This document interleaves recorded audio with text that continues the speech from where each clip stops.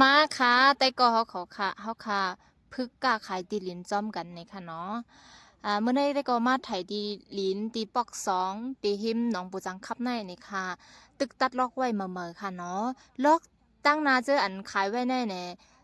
ป้าเขาอุดเจ้าในค่ะเนาะ1 ล็อกในขายไว้เหงไปค่ะอ๋อตีขึ้นมอก2 ล็อกเจ้าในเอาแก้วค่ะนะ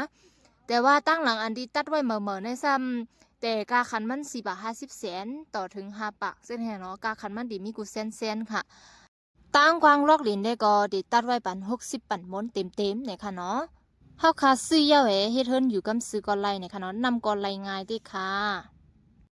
สังจะว่าคาไลลอกหลินอันตั้งหลังคาไลนาตั้งหลวงกำซื้อเนี่ยก็